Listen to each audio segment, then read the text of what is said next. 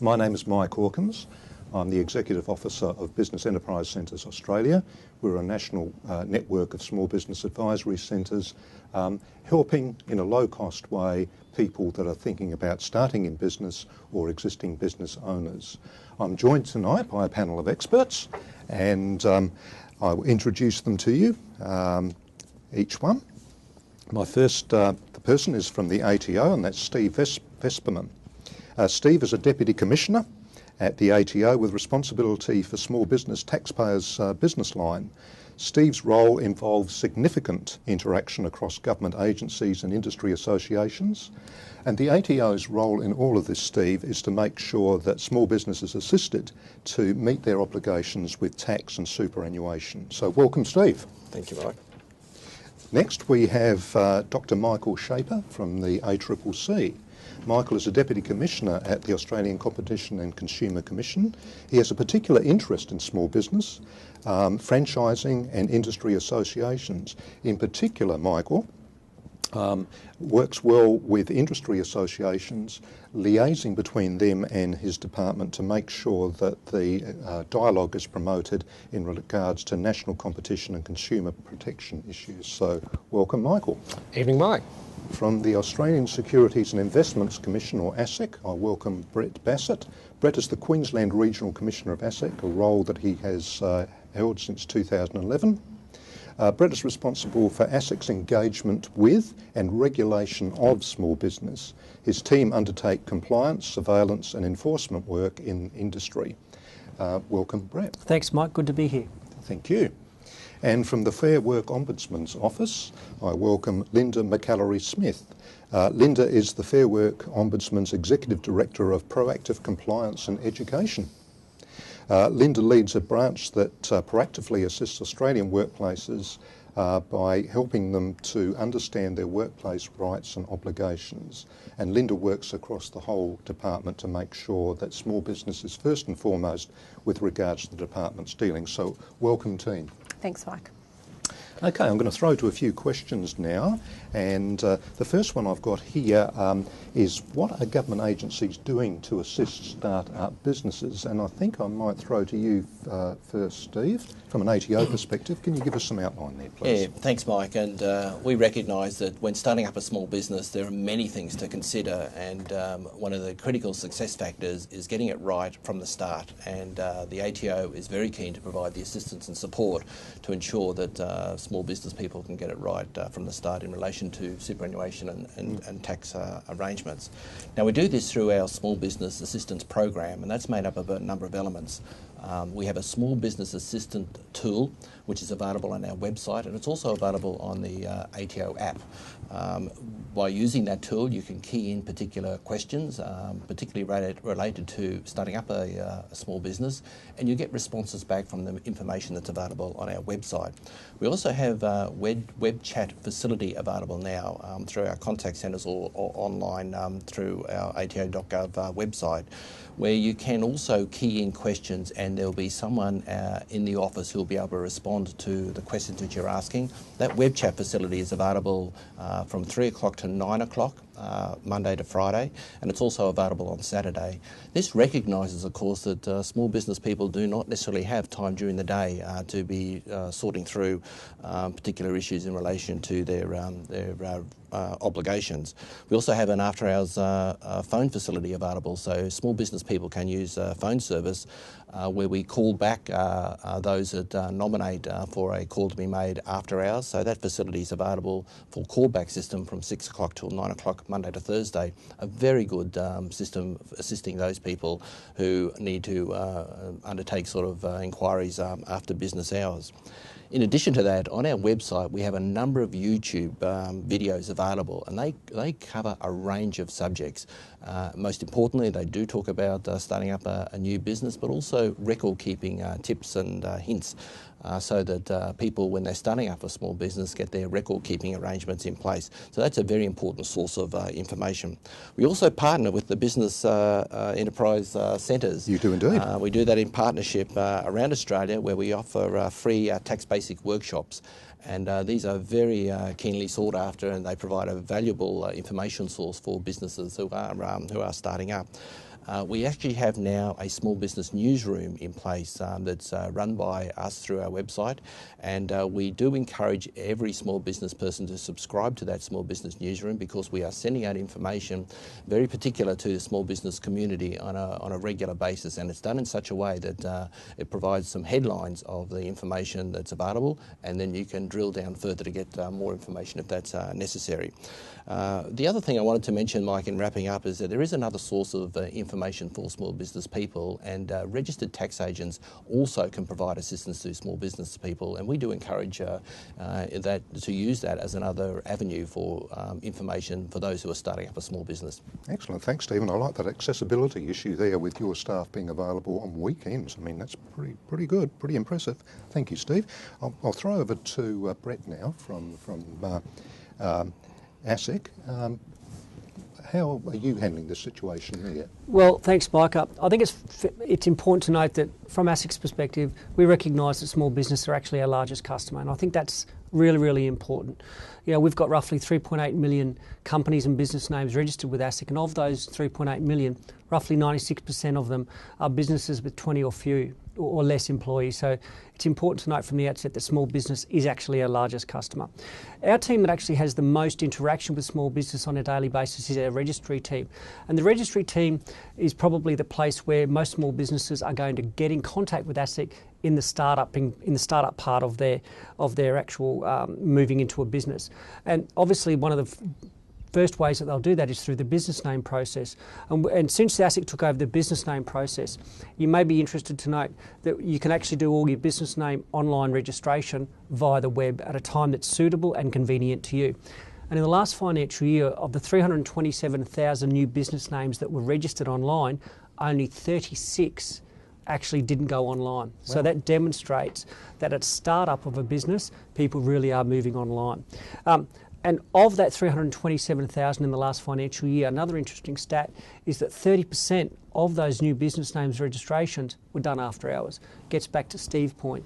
We really acknowledge and understand that small businesses need to have accessibility with us as regulators at a time that's convenient to them. Obviously, when people start to think about going into a small business or any type of business, they may think, well, where's the information that I can read or get access to?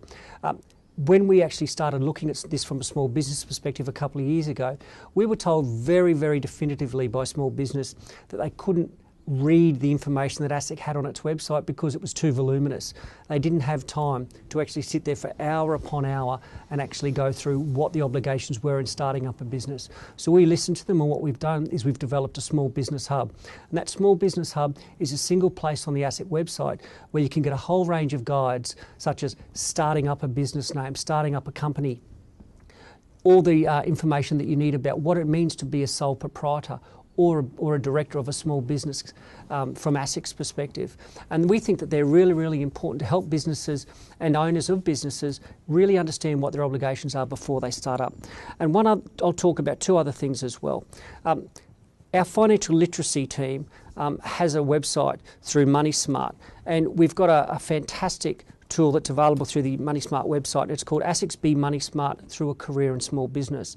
Now, this resource will help small business owners actually improve their financial literacy, and it also encourages people who are considering going into a small business to actually understand the key issues, the concepts and the regulatory burdens that are actually imposed on small businesses. And the final thing I'll talk about is a new tool that we put in place in July last year, which actually helps small businesses protect themselves. Unfortunately, there are a lot of small businesses that are scammed by other people and other businesses.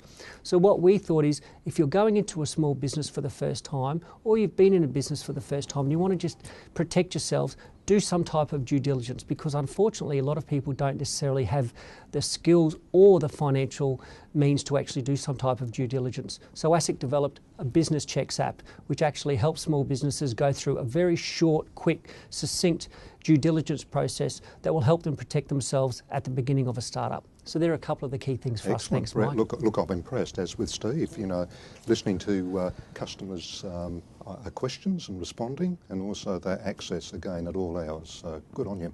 ACCC, Michael, you must have been doing some work in that area. Indeed, we have, Mike. In fact, if you talk about listening to customers, in some senses, if you think about it, when you start a business, you've got some regulatory requirements, such as dealing with the tax office and dealing with ASIC. But in addition to that, there's also some issues you've got to think about just in a practical sense. What's your relationship going to be between yourself and your suppliers? How are you going to treat your customers? How are you going to market to them? And what sort of relationships are you going to strike up, and how are you going to deal with other businesses that are also competing against you? So that throws up a whole bunch of questions that you probably want to think about, and which, unfortunately, the rules aren't quite necessarily as clear-cut as they might be about how you pay tax or how you register a company, but they're still really important. And they're things such as, how do I set my price? For example, can I use a recommended retail price? What are the rules about advertising? What can I say and what can't I say? What are the issues about my relationships with suppliers? Does someone have to supply products to me if I ask them to do it? And what about my customers? If they want a refund, do I have to give it to them? How am I supposed to deal with things such as complaints? And finally, as Brett mentioned, the ever-present threat of scams, which loom all the time in the background for businesses. Now, the ACCC's got another online device. We've got a few online programs happening here tonight. This one's called CCA Education Programs, and you can actually walk yourself through each of those issues, as well as a few other ones that are emerging on the horizon as well. So that's a useful starting tool, and it's very much geared to the startup business. Thanks, Mike. And look, thank you, Michael. And it's nice to see that ACCC is already up there as well with some of these walkthrough programs, so that people can actually educate themselves at any time of the day or night. Absolutely. Great work. Linda, I haven't forgotten you from Fair Work Ombudsman, and I know you've got some contribution to make to this discussion. Over to you. Absolutely. We're very much playing in the online space at the moment, and last year we launched our fairwork.gov.au website with information specifically tailored for small businesses, where small businesses, if they are starting up for the first time or perhaps are taking on an employee for the first time, can actually jump onto our website and go in and select information that's tailored to the very specific industry that they're working in, so that they can know that they're getting the information that's right for them and for their industry. When a small business is starting up or taking on a new employee or perhaps a first employee, one of the most important things they can do at that early stage is, as Steve said before, about getting off on the right foot right from the start. So that includes making conscious decisions about what kind of employer do you want to be, what are your expectations of staff, how are you going to do the right thing by your staff and get the most out of them. We have some great resources available at fairwork.gov.au, including an online learning centre. We have one of those as well, which has been very popular, and we've had over 25,000 people actually go in and complete a number of the courses in that space, where you can go in and take interactive courses with role plays around topics such as having difficult conversations or hiring someone for the first time. Hiring someone for the first time can be really quite daunting, but it is hopefully an exciting opportunity for a business, but it's important that you invest the time to get it right in the first instance. We also hold a number of compliance and education campaigns for small businesses every year across the country, going out into regional areas, working in metropolitan areas and helping small businesses get it right in the first place. And the other thing we do, Mike, is work with intermediaries, with registered tax agents, with HR professionals or with local business advisors to help them help their clients get them the right advice right from the start. Great. Look, I'm most impressed again by the whole panel, and Linda, thank you for that. Again, you're showing that your staff, that your agency is out there working with people, that you're not sitting behind a desk, and that you've got access again all hours via your website. Panel, I'd like to now throw to another question here, and that is, how are government agencies assisting small businesses to thrive in the marketplace? I'm going to ask Michael Schaefer from the ACCC. Over to you, Michael. Can you give me some comments on that, please? Thanks, Mike. One of the big issues coming up, and I think every business operator needs to think about this over the next year, is the introduction of so-called unfair contract terms. This is something that's going to affect not only goods and services, it's also going to affect financial services, and it's something that both the ACCC and ASIC are going to have a hand in getting involved with and policing. Now, it's wending its way through the courts, so this is very much news coming rather than necessarily settled at the moment, but watch this space. What's an unfair contract? It's pretty simple, really. I think almost all of us at some time or another have either hired a car we've booked a plane ticket, we've taken out a gym membership, certainly most of us have certainly taken out a phone or an internet access contract. Now all of those are basically what we think of as standard form contracts. They're pretty much take it or leave it. You get them plonked in front of you and you really get one or two choices. You can sign it or you can leave it alone. And it really is something where you don't have a capacity to negotiate. For several years now, for consumers, you and I as members of the general public, if that is offered to us by a business, in other words, a business to consumer contract, any term that's in there that is regarded as unfair can be struck out. Now, an unfair term isn't something, for example, I don't like the price of it, but it's rather something that falls into the sort of category that is, it's not really necessary for the business to impose that term. It creates a big imbalance between the consumer and the business, usually obviously tilted in favour of the business that's offering it. And if it was ever exercised, would usually cause the customer to suffer some sort of loss or what we might think of as a detriment. Now, for several years that's been applied for business to consumer contracts. The intention now is that that will apply to business dealings. So if you're a small business and you're offered a standard contract, and you can think of a number of them, they might be for contracts or subcontracting work, for example, you've got with a larger firm, it might be in regards to leasing or real estate, it might be in a whole variety of different areas. If you're a small business that is less than 20 staff and the contract's worth less than $100,000 or less than $250,000 if it goes over more than a year, then potentially this will also provide some protection for you. If a court finds that the term is unfair, then that part of the contract, not the whole contract, but just that part will be struck out. So what it will see, I think, is a couple of questions. First of all, you might want to start asking, are the standard form contracts that I'm being asked to sign by another business, are they fair? And the second one is, are the contracts that I in turn are offering other businesses, indeed, am I offering them fair as well? So it's going to be a bit of a two-edged sword. It's also something that ASIC are going to have a hand involved with as well. Yes, and thank you for that, Michael. And look, ASIC does have a role to play in that, and thank you for that very informative discussion about what's coming up. Brett, could you give us a bit of an idea of what ASIC's involvement is going to be on this? Yeah, sure. As Michael said, we will certainly be working very closely with the ACCC in respect of actually not only educating small businesses, but actually enforcing the law when it does come in. And I think it's fair to say that that will include, from an educative perspective, talking at conferences, talking at events, getting around to small businesses, doing some type of online education program, no doubt, as well as using what we call a facilitative approach in respect of enforcing the law.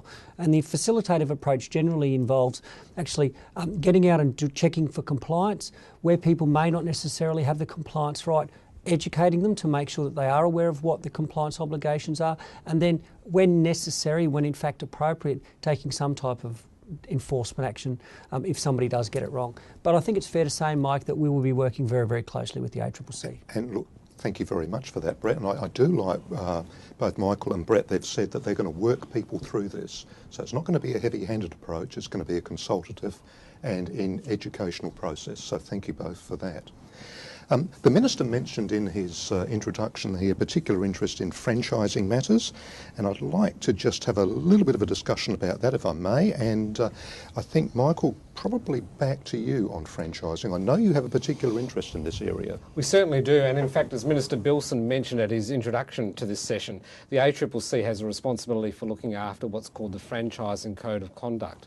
Now, that's a mandatory code that applies to anyone involved in franchising right around this country. And it basically covers three aspects. Some rules about if you're thinking about going into a franchise, what information you're entitled to receive, you're entitled to a cooling off period, making sure that you have all the facts and what we sometimes call due diligence before you get started. In addition to the startup, it also looks at what happens during the life of the franchise agreement. For example, if there's a dispute between the franchisor and the franchisee, how can we settle that effectively? And finally, it also gives franchisees certain rights when a franchise comes to an end, as they usually do after a certain time period. For example, am I allowed to renew the franchise? Am I allowed to strike out on my own, but basically selling the same sort of products? Now, franchising's gone through a bit of a review in the last 2 years, and last year we saw the introduction of a new franchising code. Essentially, Most of the big picture conditions remain the same, but there are some important things that are worth noting. There are now serious financial penalties that attach to breaches of some parts of the franchising code, so that gives the ACCC some more teeth to police the code. Franchisors and franchisees are also now obliged to act in what we think of as good faith, which means that when you're dealing with each other, you've got to do it honestly. You've got to think about the needs and concerns of the other party, and you've got to give them time to have their side of the story heard to you. Doesn't mean you can't do and follow your own legitimate commercial interests, but you've got to think about the needs of the other side as well. There's increased disclosure about marketing funds as well, Mike, and a variety of other measures. Importantly, in this day and age, for the first time, it also specifically says that you have to spell out in a franchise agreement what happens to online sales, which, as we all know, whether you're talking about pizzas, fast food, clothing, or even cars, that also can be sold through an online franchise system. Absolutely. It's a real Pandora's box, I guess. Thank you very much for that, Michael. And look, going over to Fair Work Ombudsman, Linda, there's a lot of franchise to consider, a lot of franchisees, franchisors. What's FWO going to be doing about this? Certainly. At the Fair Work Ombudsman, we recognise that franchisees employ a large number of Australians. And picking up on Michael's point about the relationship between the franchisor and the franchisee, we're particularly interested in how the franchisors can support franchisees to make sure that they're paying their employees correctly. I'll say firstly that the vast majority of businesses in this country, and particularly small businesses, are doing the right thing by their employees and they're paying them correctly. We do, however, see in some industries which tend to be franchised that when profits get tight for a whole range of reasons, that one of the things that businesses can choose to contract around their costing is labour costs. And one of the really important things there is that they're making sure that they're doing that appropriately and lawfully. So we've been working with franchisors and franchisees in a number of ways, Mike. So we run a national franchise program, and we have done for the last couple of years, where we actually work with franchisors about supporting them to support their franchisees to make sure that they understand what their workplace obligations are, particularly around rates of pay, overtime on weekends, if you are needing to vary hours and the like. That's really important that they're doing the right thing. We've also been working with franchisors and franchisees where we have come across issues of non-compliance, where people are not getting paid correctly.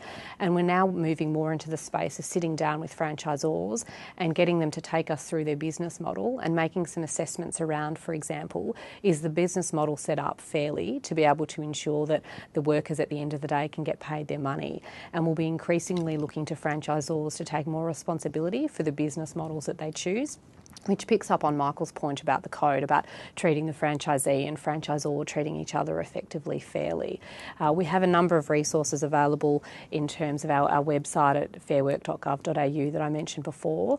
We also have our dedicated small business helpline that's available at 13 1394 for small business operators.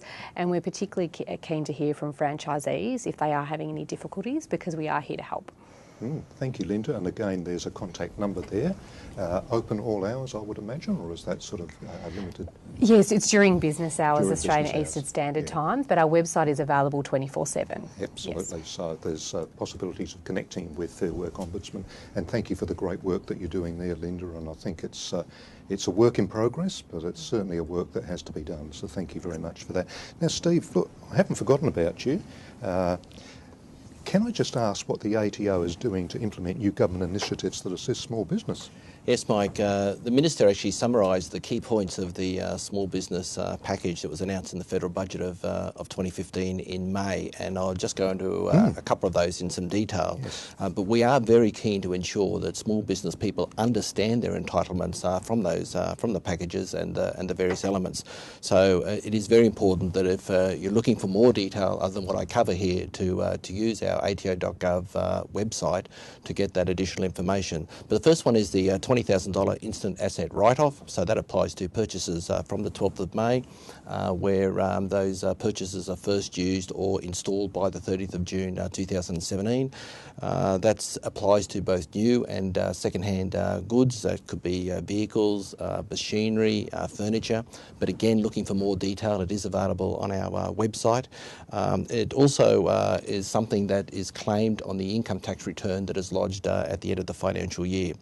Now, from the the 1st of July, the tax rate for small business corporate entities has changed from 30% to 28.5% for those small business corporate entities that have a turnover of less than $2 million.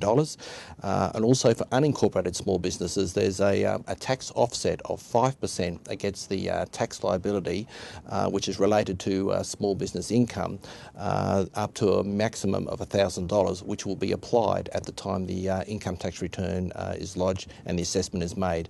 Once again, we will do the calculations once we receive the information on the income tax return for that concession to be provided. And finally, there's startup costs for small business. One of the elements of the package was that certain startup expenses associated with starting up a business, including costs associated with raising capital, which would otherwise be deductible over a 5-year period, are now able to be deducted in the first year. So that's again another change to the income tax legislation in related to small business costs and deductions. There's 2 other measures that I won't go into detail, but if you're looking for more information about it, go to our website. That's changes to the employee share scheme arrangement, and also, as the Minister mentioned, the small business rollover concessions that are available now as well. Excellent, thanks Steve. No wonder the Minister was so excited. It is really interesting times and exciting times for small business, and ATO is one of the lead agencies in that. So thank you, Steve. I'd like to ask, and the Minister mentioned this in his introduction, about cutting red tape. What does it mean in practical terms for business people?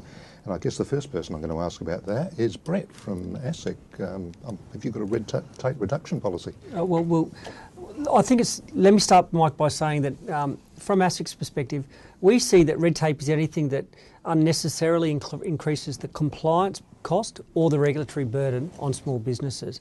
And we certainly do take our responsibility, as the Minister articulated, to reduce the cost of red tape to the Australian business community. And every day we actually take steps to do that. For example, ASIC administers a number of different laws and pieces of legislation. And we, on a daily basis, provide waivers from the law where we think that the compliance with that law may actually create an unnecessary burden on the business that's actually needing to comply with that law. So that's one way that we certainly do seek to reduce red tape. We've also recently released our regulator performance framework, which will see ASIC actually having to report on an annual basis about the steps that it takes to actually reduce red tape. So getting back to the question about the policy, that's probably the document that clearly articulates where we will be focused on reducing red tape, and importantly, we will be held accountable to that on an annual basis. We also recognise that small businesses don't necessarily have a lot of time to comply with the law or to actually engage with ASIC. So what we're doing is we're moving a lot of our forms online, and we think that's a really important way of actually reducing red tape. As I talked about before, business names registration is a clear example where it's a lot easier to actually engage with ASIC, etc. And we've also recently enhanced the ASIC website. I spoke before about small businesses needing to understand the information that ASIC provides to them. We've updated our ASIC website to make it a lot easier and simpler for businesses to actually find information, and that's another area. And finally, another key initiative for us relates to a whole of government initiative that ASIC is part of with the Australian Taxation Office as well as the Department of Industry and Science, which is a single online registration portal for business names and companies moving forward. That's another way that we're working across the whole of government to actually decrease the regulatory and compliance burdens on small businesses. Thank you, Brett. I'm hearing simplification, ease of use, accessibility, all great things to reduce that burden on time-poor small businesses. So thank you, Brett. And I'll move on to Linda from Fair Work Ombudsman, because I know that you're doing some exciting work there. We are indeed. We likewise are working towards the regulatory framework of reducing red tape, and we've been implementing a number of initiatives recently to do our best to cut that. So in a number of ways, what we've really done is brought small business into our co-design of initiatives and compliance policies that we have within the organisation. So we're getting small business people actually to come in and help us design what services they actually need, which is so instrumental in figuring out what's actually causing them the most amount of annoyance when they're having to deal with organisations such as regulators. We've relaunched our website, as I mentioned earlier, and our website over 14 million visits last year, so there's some great information that's available there. What we're endeavouring to do is provide information in a time that suits small businesses or their advisors so that they can access it when and where they want. We've also have a number of templates which are available on our website around record keeping, letters of employment, contracts, requests for flexible work arrangements, return to work rights and requests around parental leave, for example. We've also launched our hiring guide, which I mentioned earlier, which is designed to really cut the cost associated with hiring people by providing a guided framework for doing that. So you don't need to actually go out and secure a recruitment company to help you to do that, but you can do it right. And it also helps you get the right person in, which will hopefully minimise any issues down the track. We've also worked really hard at the front end of our business as a regulator about reforming the way that we deal with small businesses and employees when they come to us with an issue or they're responding to an issue. We now work very closely with businesses around mediations and trying to resolve things at an early point in a dispute before things explode out to a certain degree. So we have we've got online services available. We have telephone mediations to help employers and employees navigate some of these trickier issues themselves. And we're continuing to reform the way we do business so that we can cut the time that business needs to worry about workplace relations, so that workplace relations compliance can be something that bubbles away in the background rather than needing to be at the forefront of their mind. Wow. Thank you, Linda. I'm most impressed by the number of website hits that your organisation gets. That's fantastic. I'm shamelessly spruiking it, as you can see. It segues into my nice question. I'm going to stick with you on this. How will going online assist my business from a Fair Work Ombudsman's perspective? Absolutely. As I've been mentioning quite a bit tonight, we have a number of resources available on our website. We're also continuing to evolve the way that we interact with small businesses, and we're in the process of designing service delivery in a more online way so that businesses will be able to access our services and make requests for our help through an online space. We recently launched a new paying conditions tool, which takes the number of calculations that sit within 122 different modern awards that apply to different industries across the country. And we've done all the hard yards of the calculations for small businesses and their advisors so that now small businesses can just jump onto our website, access that tool and go through and work out what they need to pay their staff at any given hour of the day. You can save information in there. It gives you entitlements around leave and the like. We've also instituted an authenticated portal, if you like, within our website called My Account, where people can set up a profile and can save information, bookmark pages, requests alerts when there are changes, so that businesses, if they need to dip in and dip out of information, they can save where they're up to, which is a really powerful tool for cutting some of the time that they have to spend in this space. So we're continuing to do more work in this space. We're excited by what we've been able to achieve at the moment, but importantly, we're working with small businesses and their advisors to make sure that the decisions we make in the online space fit what they need, not what we think they need. Excellent. Thanks, Linda. And again, you've explained it very succinctly how businesses can really benefit by going online with the Fair Work Ombudsman and do a lot of business and interactions online, get a lot more information. Steve, the ATO is also not shy in having an online presence. Can you indicate how businesses can benefit by going online with the ATO? As you say, Mike, there's enormous potential for small business in using the online services, not only to help from their business perspective, but also to access the many services that are available through government agencies and other service providers.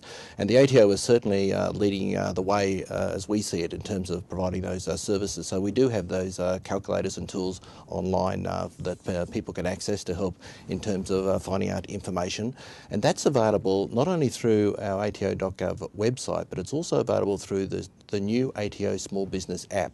And we are encouraging small business people to download that free app because there's a whole range of services you can access through that app. One of the important initiatives that we've also undertaking at the moment is what we call voice authentication. And this is about using a voice voice print that we record, and then when you need to contact the office again and talk about your specific tax matters, you only need to use your voice as a voice print to check your for proof of identity, whereas at the moment, as people who haven't got the voice authentication protocol in place, they need to go through a proof of identity process. So we're trying to find ways of minimising the costs for small business people in interacting with the ATO. Another exciting initiative that's coming up is that for those sole traders who've got a MyGov account, we'll be actually making business activity statements available through the MyGov account, and you'll be able to use that online service to receive, lodge and pay your business activity statement and instalment activity statement obligations. That's a great new initiative as well. So at the end of the day, we are exploring a whole range of ways to use that online services to assist small business, and we've got lots of initiatives in the pipeline that we'll be deploying over the next couple of years. Excellent. Look forward to that, Steve. That sounds great. I'm going to ask Brett from ASIC what you're doing in the online area.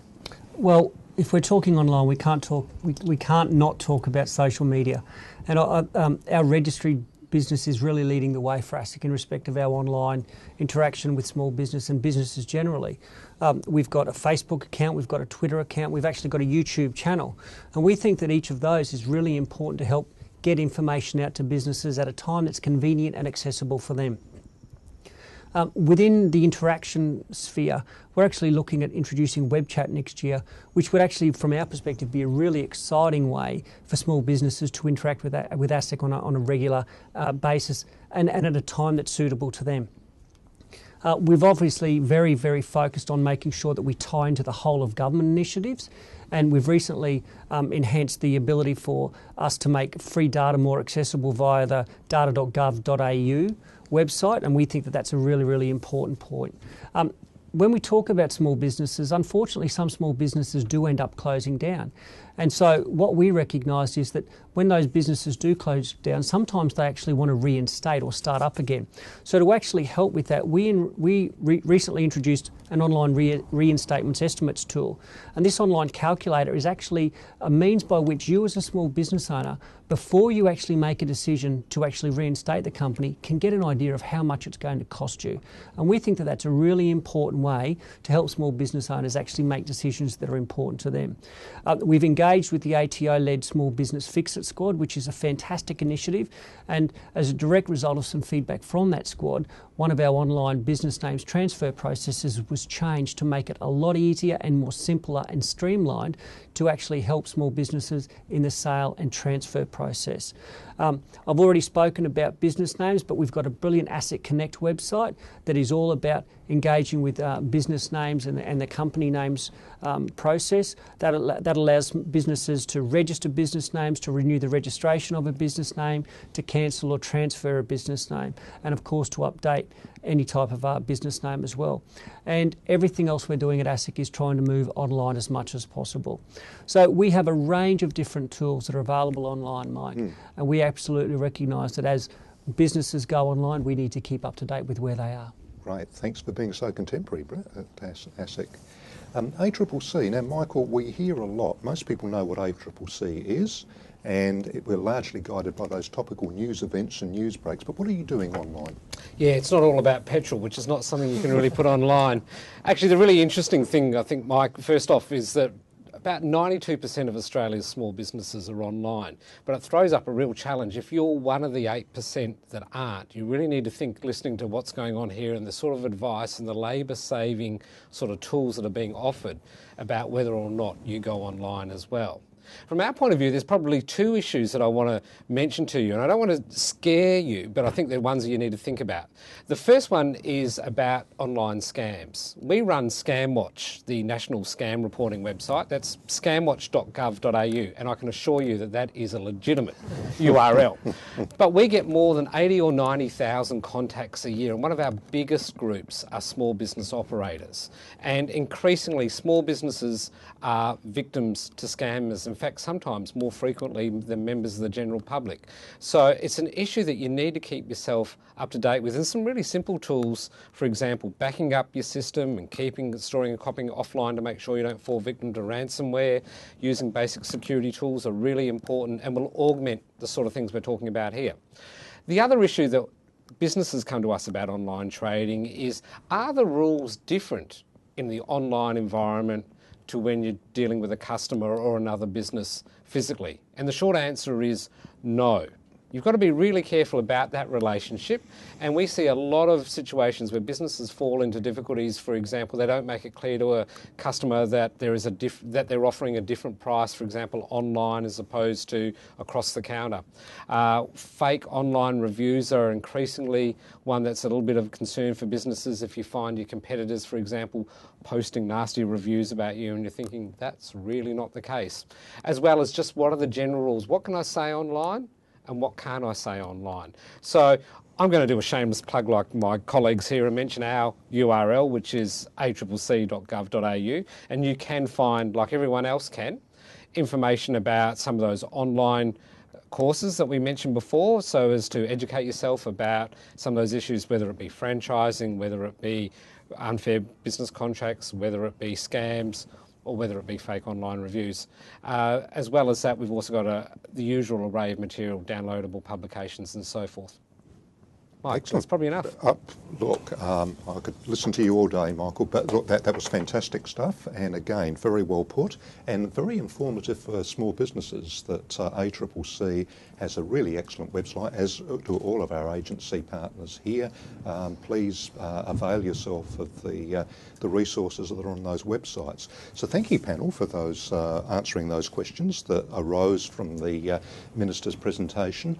We now have time for some questions that have been coming through while the webinar's been running, and thank you to people that have called in. I will just preface before I go to the panel with individual questions that we won't be able to get through all of them this evening. We only have a limited amount of time, but I am informed that all inquiries will be answered in due course. So please, if you don't get your question answered tonight, the agency concerned will get back to you. So let's have a look at some of the questions that are coming through. And one to you first, Steve, and this is from Omkar.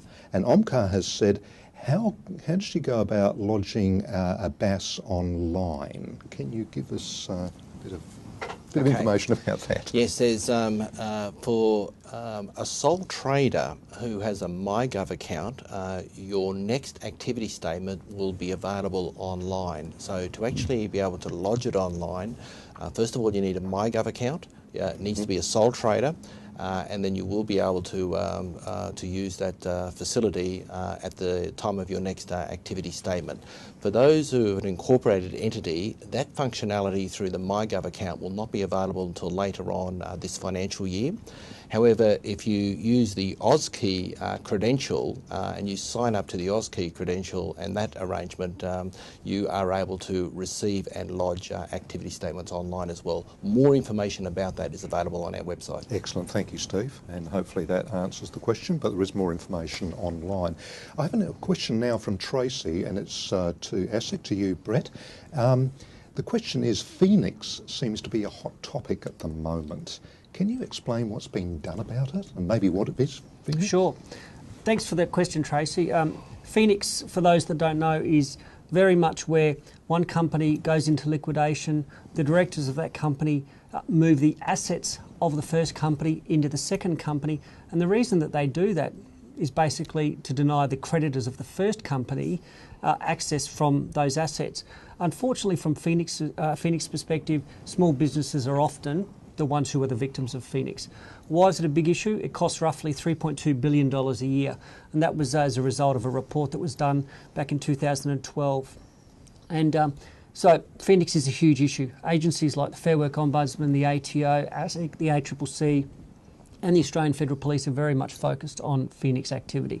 So what are agencies like ASIC doing?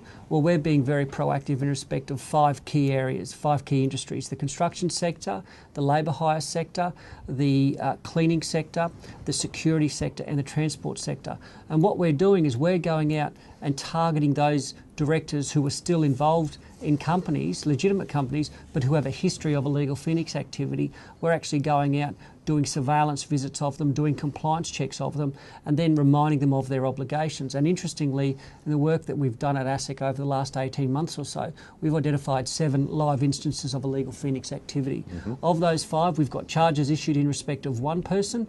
We've referred 2 matters over to the ATO. The other thing I'll say is that there is an interagency Phoenix task force that is led by the ATO. And that Phoenix task force that came into effect in November last year has been put together to enhance the information sharing arrangements between the agencies so that we can actually engage at a more collaborative and a more strategic level. So there are a couple of key points. Yeah, thank you very much for that comprehensive answer, Brett, and that I hope really answers the question that was raised, and thank you for that again too.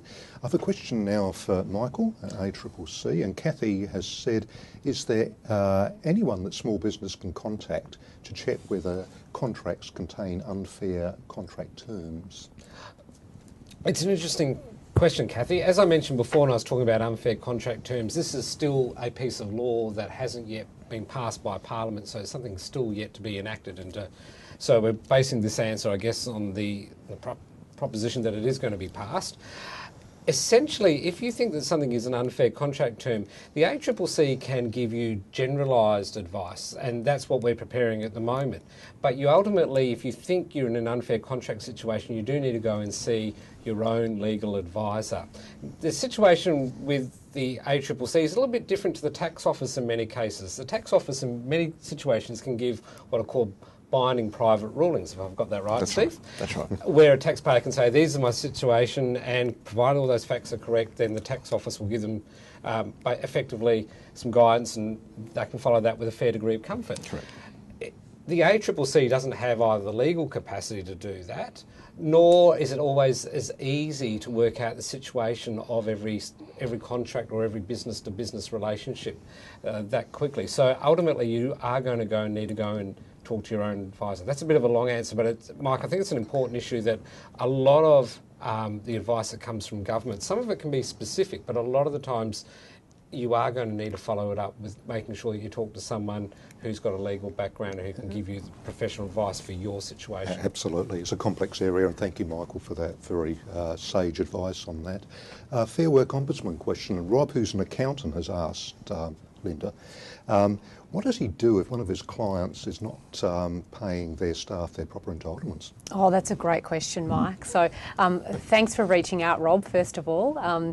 You've got a wonderful opportunity to try and help your client set things right at this point in time. So I'd encourage you to work with your client to fix up what the issues are. And as I've been talking a lot today, there are a lot of resources available on our website that can help you do that.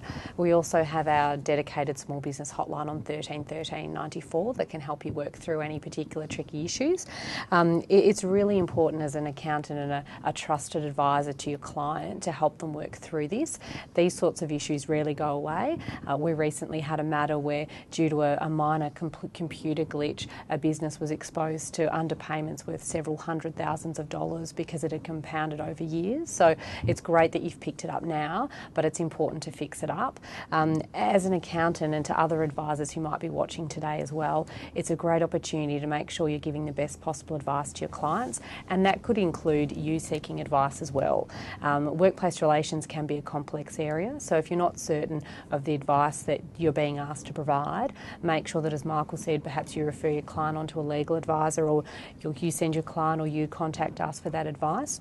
It's really important, and particularly in relation to the accountancy profession, we're continuing to work very closely with the key organisations in this area, because from time to time we do see clients of ours who've run into trouble because they've received the incorrect advice from their accountant. So I applaud you for getting on the front foot to help them, and I encourage you to help them fix it up. And to others who are watching, a similar approach to your clients would be beneficial, because moving forward we're going to be taking a closer look at the role that accountants in particular play when providing advice to their clients and making sure that it's correct. Thank you, Linda, and thank you, Rob, for an excellent question there. It's a difficult area. Thank you for being brave enough to bring it up. I'd like to extend the questions, but unfortunately we're on limited time here. So I do need to just remind you again that questions that haven't been answered tonight will be addressed by the agency concerned. That everybody has asked a question will have a response made to it, but unfortunately that's the only time that we have for questions. I now need to just ask our panel members to just give us a summation of their agency offerings and what they're doing. And I'll start with Brett, over to you from an ASIC point of view. Thank you, Mike. I haven't used the ASIC website yet, so asic.gov.au is the ASIC website. And on the ASIC website are a whole range of tools, including the Small Business Hub, of course, ASIC Connect. We've also got a wonderful website called Money Smart, a whole range of tools there. I'll just finish by saying ASIC is very, very focused on listening to small business. We've changed a lot of what we do as a result of direct small business feedback. We will continue to engage with small business, and we're actually very, very much focused on listening to what you want us to do better. So that's it from me. Thank you, Mike. Oh, thank you, Brett. Over to you, Linda, from a Fair Work Ombudsman's perspective. I would say to everyone watching, don't be scared to contact us. Although we are the regulator, we are here to help you get it right. And that includes if you realise you've been doing the wrong thing as well. So if there are issues, don't hesitate to contact us on our website of fairwork.gov.au or on our small business helpline of 13 13 94. You have a wonderful opportunity not just to meet the minimum standards, but to help grow your business or grow your client's business by working above the line, if you like. And we have a lot of resources available on our website, such as courses around managing underperformance, which is always tricky for everybody, and as I've mentioned before, hiring guide as well. So we would encourage businesses to seek out that information. There is a lot of information available on our website and through our Fair Work inspectors and our Fair Work Infoline advisors who answer our helpline. So please don't hesitate to come to us, and we're here to help you. Thank you, Linda. From an ACCC perspective, Michael. A simple one. As a business, you've got rights as well as responsibilities. And although we spend a lot of time talking about responsibilities, you've also got rights. For example, under the Competition and Consumer Act, in certain situations, businesses can come together and collectively bargain. As a small business, you've got rights the same as consumers when you're buying certain products under a certain value, and so on and so forth. The ACCC website is a starting point, just as all of these agencies' websites are. accc.gov.au, 1300 302 021. We'd love to hear from you. Excellent. And final word from you, Steve, from the ATO. Yeah, thanks, Mike. And following what Linda said, I sometimes hear that people are reluctant to call the ATO, but I really encourage people to contact us. We are investing, increasing our investment in our support and assistance we're providing to the small business community. And I encourage you to contact us and test us out in terms of that assistance and support, because I think in working in partnership, we are keen to ensure small business thrive. And the more we can do to assist with that, then I think the better outcomes for everyone. I'd just like to wrap up and follow up what Michael said about scams. There's currently a scam underway where people pretend to be from their tax office and demanding, with threats, money. I can assure you that we do not make phone calls where we are threatening with and demanding money. And if you do get a call that you are concerned about in any way, I encourage you to get the name and extension number of the person calling you, then use the phone number in the phone directory to call the ATO and ask to be put through to that person. It's very important that people are aware of the scams that are underway at the moment. Thank you very much, Steve. And that's, yes, that last point, very much a point of contention. So if you are aware, as Steve said, please get in touch with ATO and just advise them. There's been a common thread running through the whole evening, and that is that all of the agencies are approachable. Talk to us, they're listening, become involved. Look at the websites. You can do that 24 hours a day.